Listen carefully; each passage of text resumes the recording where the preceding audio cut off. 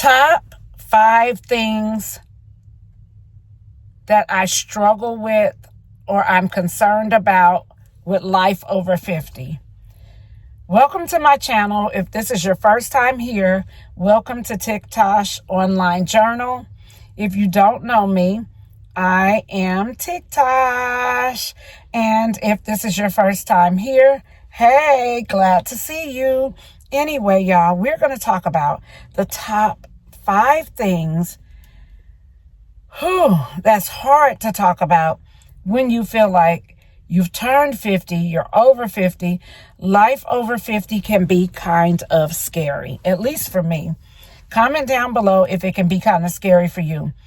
The number one thing for me is health. You know, I feel like your body has been through so much in so many years, then like 50 years of health and not taking care of your body to moving on to now. I've lost almost 100 pounds. I feel like I'm at kind of like a standstill right now, but I'm still working, pushing through. I'm not going to give up on my weight loss journey. I'm almost there. I'm this close to being there. Y'all, when I tell you health is a scary topic when it comes to life over 50, because you feel like you're half of 100 years old.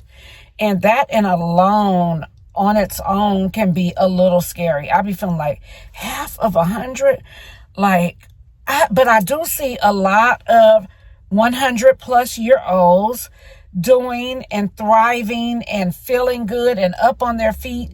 And me, I have a medical condition where I cannot stand longer than 3 to 5 minutes without having to do this, and feeling like my back is going to hit the ground. And I'm not even sure I've made it to 5 minutes of standing. Well, I have, because I've been pushing myself, but sometimes that can be a little strenuous on my body. So, okay, life over 50 with health. You wonder, are you putting the right things in your body? Like, are you clogging up your arteries? Those are the things. And I know that I've put a lot of bad food in my body over the years. I've put the worst of the worst of the worst junk food, greasy food. I was mainly a fast food eater. I used to drink soda. Now all I drink is water.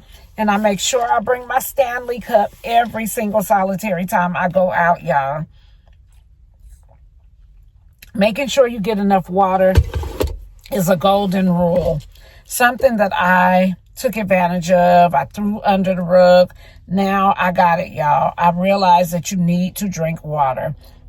Okay, so the health is one scare. The second scare for me is the fear of falling.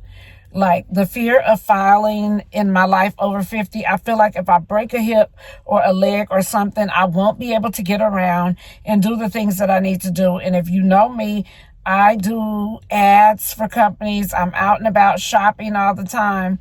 And I just can't imagine having like a broken hip, a broken knee, leg. So I walk very, very, very, very careful. Everything that I do, I maneuver around my house very careful. When I get out of the car, I go at a slow pace. I never let anyone make me feel rushed at anything that I'm doing, because I always plan myself out enough time to make sure if I'm going to an event, I leave way ahead of time. Everything. If I'm getting out to get on the mobility scooter, I do everything in a timely fashion. Like, I take my time, y'all. You have to take your time. You have to give yourself some grace. Take your time. Don't feel like, oh, you got to keep up with the Joneses, because you don't. So that's my second thing, fear of falling. My third thing is finances. Failing below the financial threshold that you need to be at to live a comfortable life. So I have a fear of failing at finances. And I'm not sure if I'm the only one. Is there anyone else who feels like that? Like right now I'm getting teary-eyed thinking about it, because I also know that I like to shop a lot. And sometimes I can overshop, overspend, and do things that I should not be doing with money. Even at 53 years old, I can stand here and proudly say that I have wasted a lot of money And if you don't know, I know I've said if you don't know a million times, but my baby is in heaven and so is my mother. And so I'm still in the grief process for both. I don't know the time, the hour of when it's going to get better, but I will say it's gotten just a tinge better. But I need to see, I feel like I need to see a big gap of feeling better. Not a big gap, but a big burst of feeling better for me to really realize that I'm feeling better, if you know what I mean. Okay, so that's number 3. Number 4. I want to buy me a house, but then I'm like, okay, if I'm 50 and it takes so long to pay a house out because I want to have something to leave my children. And I know I started late because life throws you some things. And then I was never the person to just sit down and say, oh, let me work on my future. Let me build for my future. I was just never that person. And I'm honest enough to admit I was never that person to sit down and think about the future. My sister used to say, you got to think about your future, this, that, and third. She was always in the work field, 401k, things like that. And she still is to this day. She's 2 years older than I am. And she gets it. She has her, stuff together in regards to the future. And me, on the other hand, I didn't care. I really did not care about the future.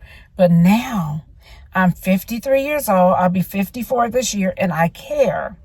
I honestly care about the future. So I'm struggling with, do I want to work towards getting my credit all the way to where it needs to be, which I'm doing that anyway, but in order to purchase a home, I be on the fence, y'all, with stuff, and I feel like, am I the only one that be on the fence with feeling uncertain about the future? Okay, so that's number 4. Number 5, I worry about my children way too much. I worry about my children. And if you don't know, I'm going to say it again. I have 7 children.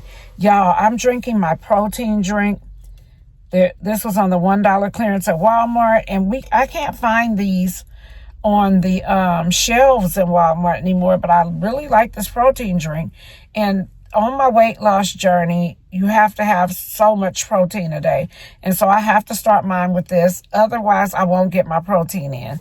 But yeah, I worry about my children. And that is not good either. I understand they're God's children. You have to put them in God's hands. But I think sometimes I care way too much. I care way too much. And all of my children are adults. I have a 16-year-old left. And he operates like an adult. He's unproblematic. He is a great kid. Literally a great kid. And I just feel like I really, really, really need to... Come on. My daughter is working and I'm out with her. She lets me go out with her so that I can absorb some sunlight. And then I work better on my job when I'm out and about.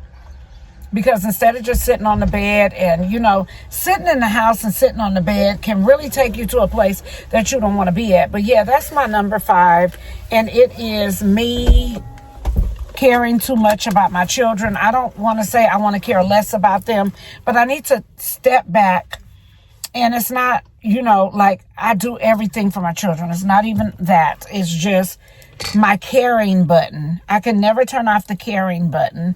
And I feel like I mother too hard. And I might have said this already in another video, but I mother too much. So I'm going to try to cut back on the mothering. And those are my top 5 things, life over 50, that I'm concerned about. And I will see y'all in the next video. You are great. You are kind. You are worthy of everything that you want in your life. Just give it to God. Put it in your heart. Keep a smile on your face. And whatever you believe in is your belief. Whatever someone else believes in is their belief. We don't have to be rude and mean to people because of their beliefs, but we know how to move accordingly. See y'all on the next video.